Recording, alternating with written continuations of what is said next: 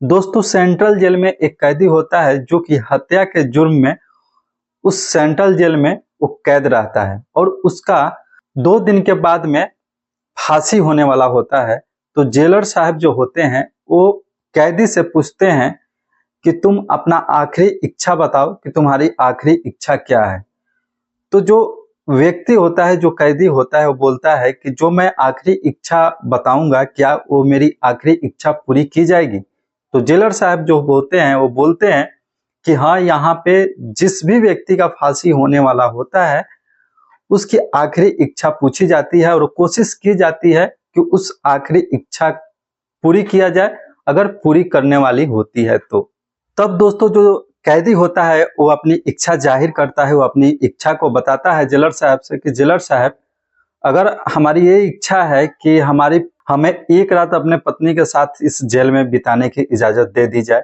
तो जो जेलर साहब होते हैं वो सोच में पड़ जाते हैं, क्योंकि उनके कार्यकाल में, जब से वो जेलर थे और उनके कार्यकाल में ऐसा कभी कोई मुजरिम ने ऐसा इच्छा जाहिर नहीं किया था जो इच्छा उस व्यक्ति ने, उस कैदी ने जाहिर किया था। लेकिन फिर भी इस इच्छा को पूरा किया जा सकता था, इसलिए जेलर साहब बोलते हैं कि ठीक है, तुम्हारी ये इच्छा को पूरी कर दी जाएगी। और उसके घर पे उसके पत्नी को संदेश भेजा जाता है, तुम यहाँ पे आ जाओ, तुम्हारा जो पति है इस जेल में कैद है और वो तुमसे मिलना चाहता है। फिर जो उसकी पत्नी होती है वो उस जेल में आती है कि लेकिन कैदी के पत्नी को जेल में आने से पहले ही जो जेलर साहब होते हैं एक खुफिया कैमरा उस बैरन में लगा देते हैं कैदी के। उस बैरन में जो भी उस पति पत्नी के बीच में जो भी हलचल हो, उस हलचल को वो अपने एक ऑफिस में बैठे रहते हैं, वहां पे लैपटॉप स्क्रीन पर वो देख सके। और जो कैमरा लगता है दोस्तों वो वॉइस रिकॉर्डिंग भी होता है और वो वॉइस को क्लियर रिकॉर्ड भी करता है। और जो जेलर साहब हैं अपने कैबिन में बैठते हैं, जब उन दोनों के बीच की बात को सुनते हैं और जो दृश्य को देखते हैं, तो वहां बैठे स्टाफ और जेलर सभी दौड़ के उस वैरन के पास जाते हैं, उस कैदी जहां पे जिसमें कैद रहता है वहां पे जाते हैं। लेकिन जाने के बाद क्या कुछ ऐसा घटना घटता है जिसके बारे में आज की इस वीडियो में मैं आपको कंप्लीट जानकारी देने वाला हूं। अगर तो दोस्तों इस कहानी को पूरा इस वीडियो के माध्यम से सुनते हैं, जानते हैं, समझते हैं। नमस्कार दोस्त, मैं उदय और आप सभी को स्वागत करता हूं story by Jwala YouTube family में। दोस्तों अगर आप हमारे चैनल पे पहली बार विजिट किए हैं तो चैनल को सब्सक्राइब करके बेल आइकन को भी प्रेस कर लीजिए, ताकि मैं जब भी वीडियो को अपलोड करूं, जब भी कहानी को अपलोड करूं, आप तक नोटिफिकेशन के जरिए आसानी से पहुंच सके। और वीडियो अच्छी लगती हो तो अपने दोस्तों में भी शेयर कर दीजिएगा, एक प्यारा सा कमेंट कर दीजिएगा, ताकि हमारा हौसला ऐसे ही बढ़ता रहे। तो दोस्तों जो ये कहानी है एक सच्ची कहानी है, सच्ची कहानी पे आधारित एक कहानी मैं आपको सुनाने जा रहा हूं। इस कहानी में जो भी नाम मैं लूंगा वो नाम ओरिजिनल नाम नहीं होगा, लेकिन जो कहानी है कहानी बिल्कुल सच है। दोस्तों एक प्रमोद होता है और एक संतोष होता है, दोनों बचपन से बहुत करीबी दोस्त होते हैं और दोनों का पढ़ाई एक साथ ही हुआ होता है। और ऐसा दोस्ती होता है कि दोनों जब कमाने के उम्र में होते हैं तो दोनों कमाने के लिए प्रदेश में निकल जाते हैं एक ही साथ, और एक साथ कमाने लगते हैं, एक ही कंपनी में दोनों काम करने लगते हैं।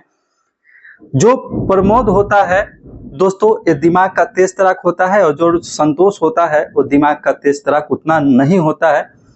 दोनों को एक साथ ही कंपनी में काम लगता है, लेकिन जो प्रमोद जो है दोस्तों वो अपने दिमाग के और अपने टैलेंट के अनुसार वो अपने आप को हमेशा अपग्रेड करता है, हम अपने आप को हमेशा वो प्रमोट करवा लेता है। और जो संतोष है जहां का तहां ही रह जाता है। और प्रमोद के लाइफ में एक लड़की आती है जो कि उसी कंपनी में काम कर रही होती है। इन दोनों के बीच में एक अच्छी मित्रता हो जाती है, जिसको देखकर संतोष जो है मन ही मन चिढ़ रहा होता है। और प्रमोद का प्रमोशन देके प्रमोद जो जिस तरीके से आगे उस कंपनी में बढ़ रहा था, उसको देखकर संतोष मतलब उससे खफा होने लगता है, उससे द्वेष करने लगता है, अंदर ही अंदर दुश्मनी उससे साधने लगता है।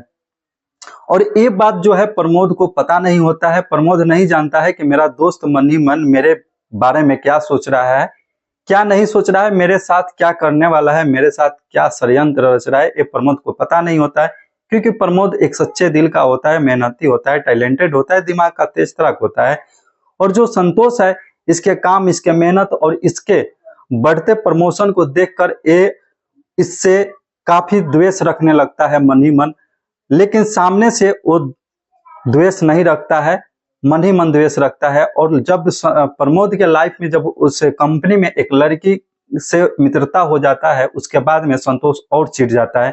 क्योंकि प्रमोद जो होता है दोस्तों शादीशुदा होता है और संतोष शादीशुदा नहीं होता है।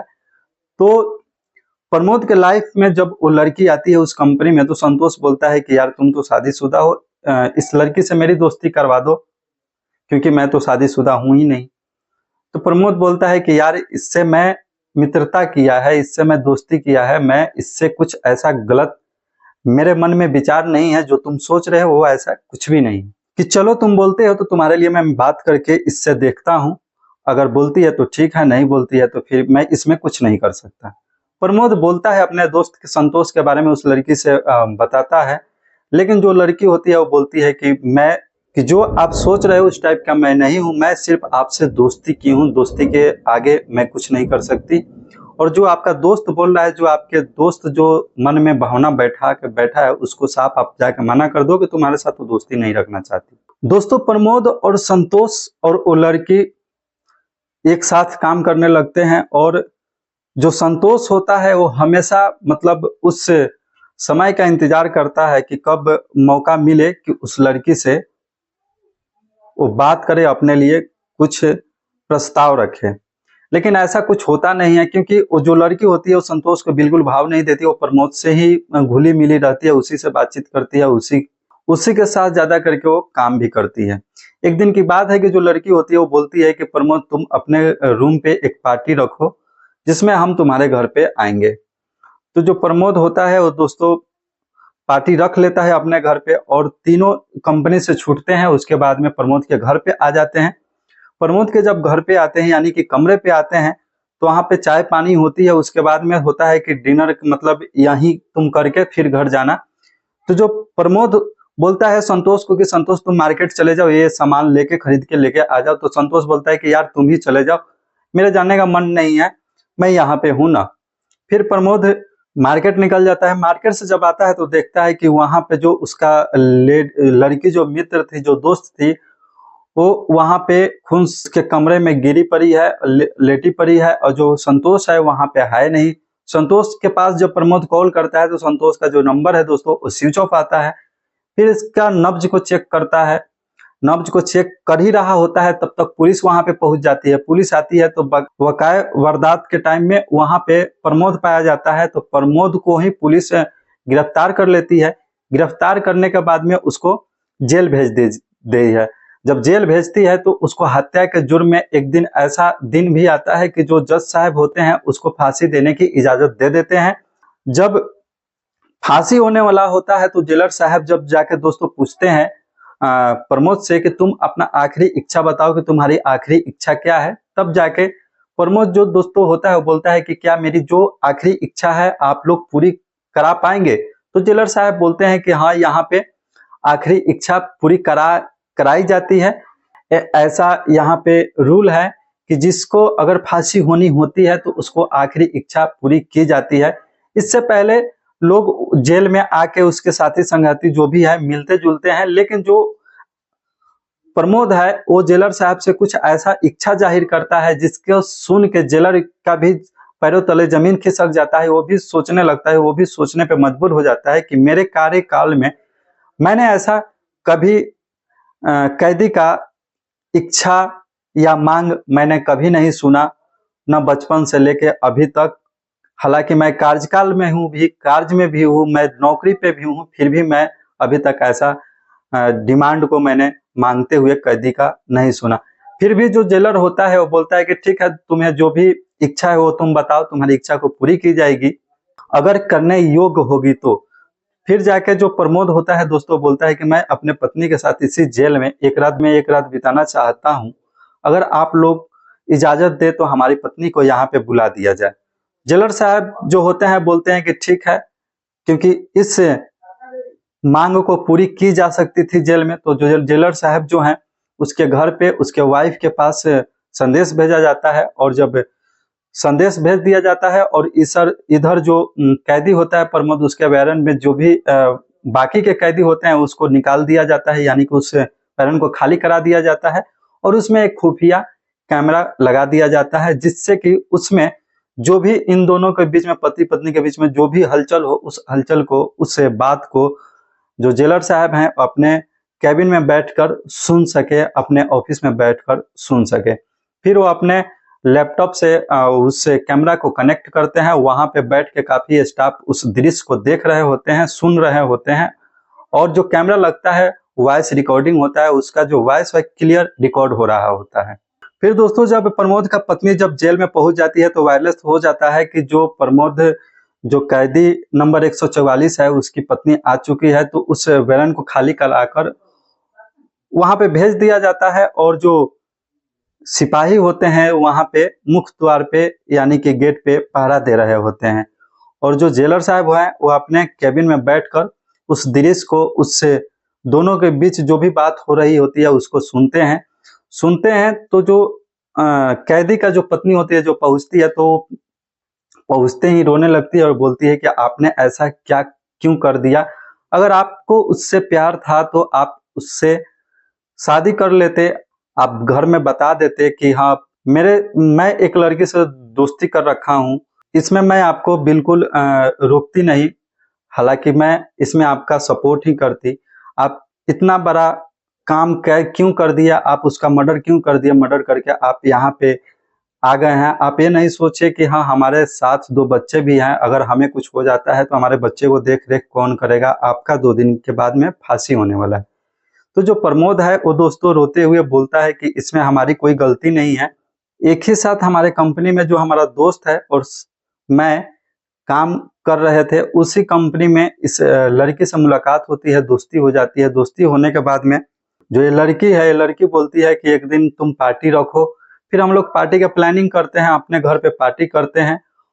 और जब मैं मार्केट चला जाता हूँ तो जो संतोष है और ये लड़की दोनों कमरे पे रहते हैं। इससे पहले एक बार संतोष उस लड़की के बारे में बताया था कि इससे दोस्ती मेरा करवा दो, लेकिन लड़की ने मना कर दिया था, और संतोष हमसे हमेशा चिढ़ता था और इस लड़की से बातचीत होने पे भी वो चिढ़ता था।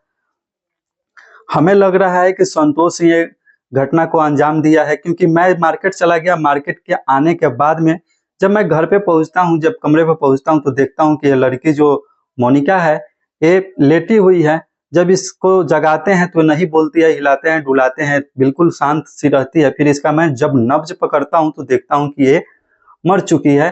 तब तक पुलिस आ जाती है, पुलिस आती है, मैं पुलिस से बोलने की कोशिश करता हूं, लेकिन पुलिस वाले हमारे एक भी नहीं सुनते, हमें गिरफ्तार करके जेल भेज देते हैं, और हमारा यहाँ फांसी का भी डेट मुकर्रर हो चुकी है। कि हमें लगता है कि संतोष ही इसको के मार दिया है, और पीएमओ का रिपोर्ट के अनुसार में भी यही बताया जाता है कि जो लड़की का जो मौत हुई है नॉर्मल मौत नहीं है, इसको गला दबा के मार दिया गया है। लेकिन उस पीएमओ के रिपोर्ट के अनुसार, और ये जो प्रमोद उस समय वहां पे था, तो पुलिस ने इसी को गिरफ्तार कर लिया था दोस्तों। और ये अपने पत्नी से सारी दस्तां को बताता है, अपनी जो भी घटना थी उस घटना को बताता है और रोने लगता है।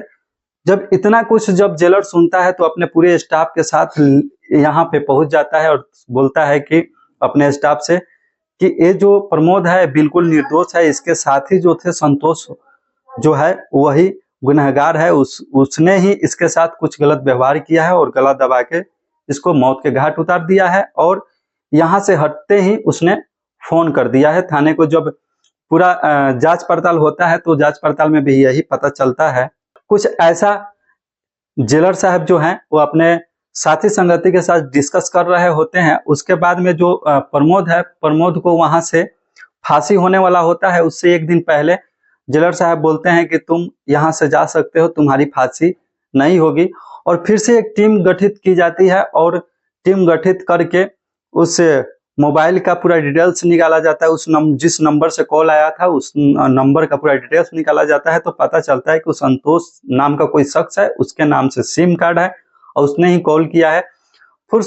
फिर उस शख्स को पकड़ा जाता है, संतोष को पकड़ा जाता है और संतोष से पूछताछ जब पुलिस करती है तो संतोष जो है इधर उधर की बातें करने लगता है। लेकिन जब पुलिस सख्ती से पूछताछ करती है तो संतोष जो है टूट जाता है और सारी सच्चाई बता देता है कि मैं इस लड़की से प्यार कर रहा था और लड़की मेरे से नहीं कर रही थी और मैं इस दिन का इंतजार कर रहा था कि इसको मैं जैसे भी हो इसके साथ मैं संबंध बनाऊं और मुझे मौका मिल जाता है, मैं इसके साथ संबंध बनाने की कोशिश करता हूं जब, लेकिन ये हमारे साथ विरोध करती है। इसी विरोध में हाथापाई होता है और गला दब जाता है। गला ज्यादा तेज दब जाने की वजह से उस लड़की का मौत हो जाता है।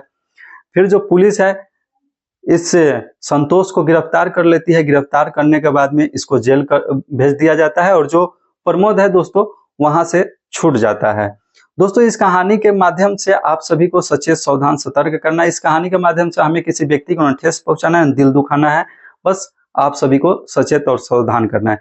दोस्तों ये कहानी आपको कैसी लगी कमेंट में जरूर बताइएगा। मिलते हैं कोई अगली कहानी के साथ, तब तक के लिए जय हिंद।